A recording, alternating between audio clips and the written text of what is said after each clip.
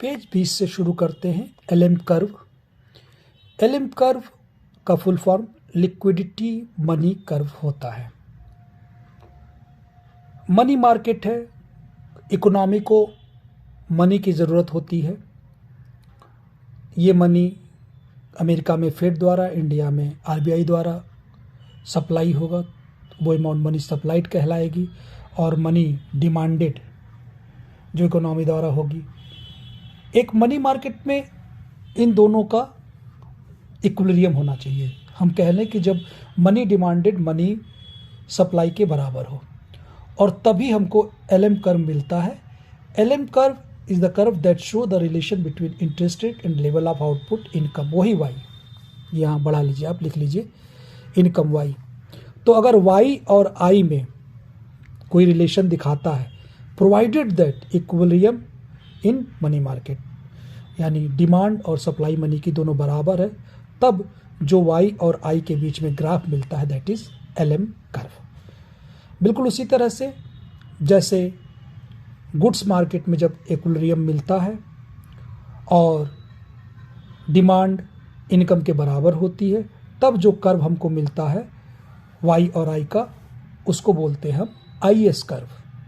IS curve निकालने के लिए हमको गुड्स मार्केट में डिमांड एडी और इनकम वाई, इसको क्या करना पड़ेगा, आउटपुट वाई जो है इसको एक बराबर दिखाते थे हम 45 डिग्री की लाइन खींच करके, तो वहाँ से नीचे ग्राफ पे हमको आईएस मिल जाता था।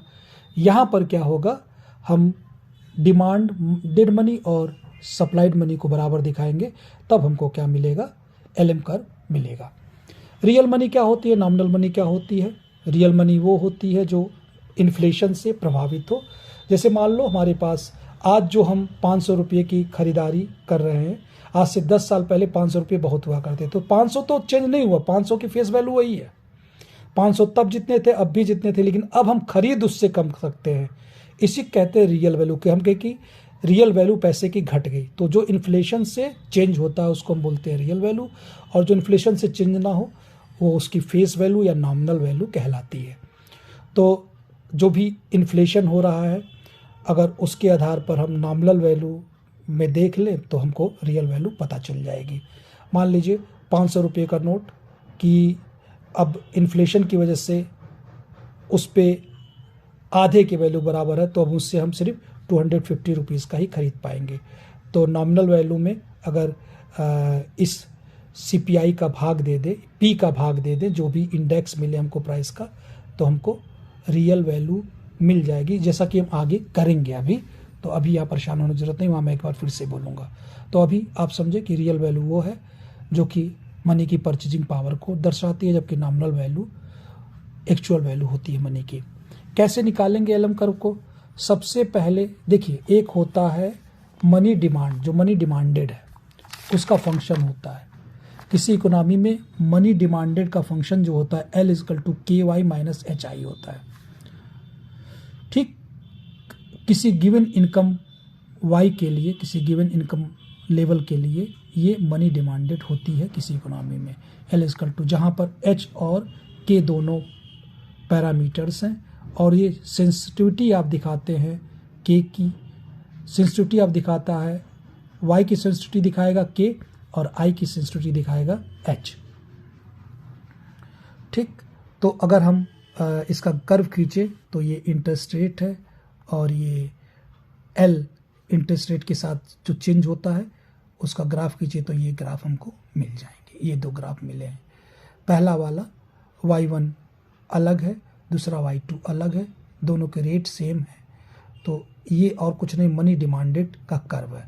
मनी डिमांडेड इन द, जैसे ही Y2 बढ़ाया, Y2 आपने बढ़ाया तो मनी डिमांडेड बढ़ गया।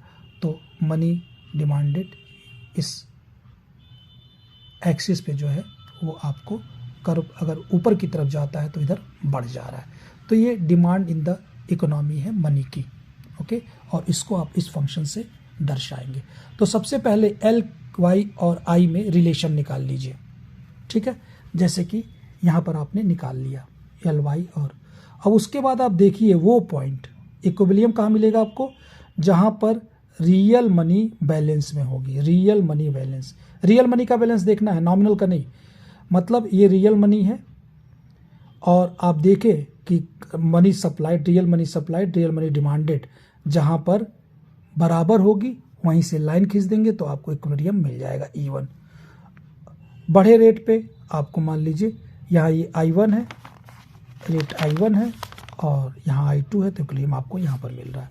यही कर्व यहाँ पर है। अब आप इस I के करस्पॉन्डिंग यहाँ आगे जाएंगे, I के करस्पॉन्डिंग आगे जाएंगे तो ये जो फंक्शन आपने खींचा है, ये जो मिले हैं कर्व मिलेगा इससे। जब आप रियल मनी बैलेंस देखेंगे तो जो कर्व मिलेगा I और Y में वही LM कर्व होगा। इसी को हम LM कर्व कहेंगे। और इसका कैसे मिलेगा आपको, इस वाले इक्वेशन में जो इनके फंक्शंस हैं इनमें आप बराबर रख दें किसको, रियल मनी बैलेंस को, real money demanded, real money supply. Real money तो यही 2 स्टेप यहाँ पर लिखा हुआ है कि सबसे पहले explain the money demanded depends on I and Y। मतलब आपको क्या करना है, ये जो L इजकल टू यहाँ पर लिख लीजिए वो कि L इजकल टू ये जो कर्व है इसको क्या करना है, आपको खींचना है अलग अलग इंटरेस्ट रेट पे। उसके बाद इक्वेट, वही काम जो equate money demanded and money supply and at this equilibrium we will get combination of I and I। Income और रेट का आपको कॉम्बिनेशन मिल जाएंगे, उससे कर्व बनाएंगे आपको LM मिल जाएंगे। तो LM curve is very simple.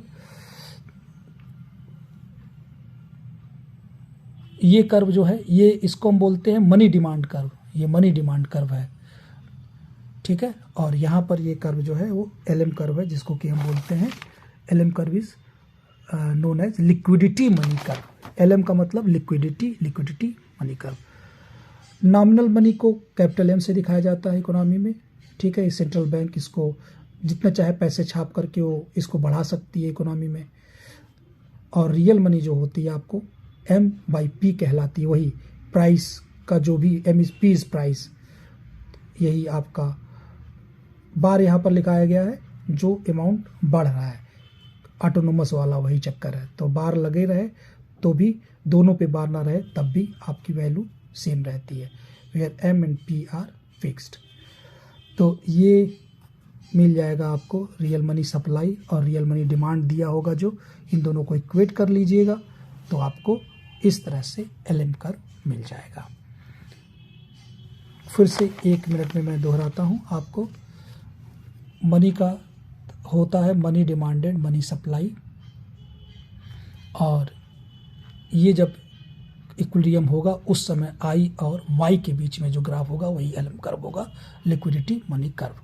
तो सबसे पहले आपको एक डिमांड, मनी के डिमांड का फंक्शन, ये L equal to KY minus HI क्या है, मनी डिमांड फंक्शन। K और H दोनों पैरामीटर्स हैं जो कि इसकी सेंसिटिविटी, K की सेंसिटिविटी, K दिखाता है किसकी सेंसिटिविटी, Y की, और I किसकी सेंसिटिविटी दिखाता है, H की। जब इसको इक्वेट कर देंगे इस उसमें तो जो कॉम्बिनेशन आपको I Y मिलेंगे वही LM कर्व होगा। तो I और L के बीच कर्व, और यहाँ पर ये M/P, M/P दिखाता है मनी बैलेंस, ये रियल मनी है और ये बराबर हो जाए मनी सप्लाइड, मनी उसके बराबर हो जाए डिमांडेड के। तो यहाँ डिमांडेड है, रियल मनी बैलेंस को दर्शाता है ये डिमांड फॉर मनी है, लिख लीजिए डिमांड फॉर मनी। ये पॉइंट वैसा है जिस पॉइंट पे, ये पॉइंट पे मनी सप्लाई डिमांडेड जो है ये मनी सप्लाई के बराबर है, उसी से कर्व खींचेंगे इधर और इधर उसको प्लॉट करेंगे, यही जो प्लॉट मिलेगा उसी लाइन को हम LM कर्व कहेंगे। Thank you.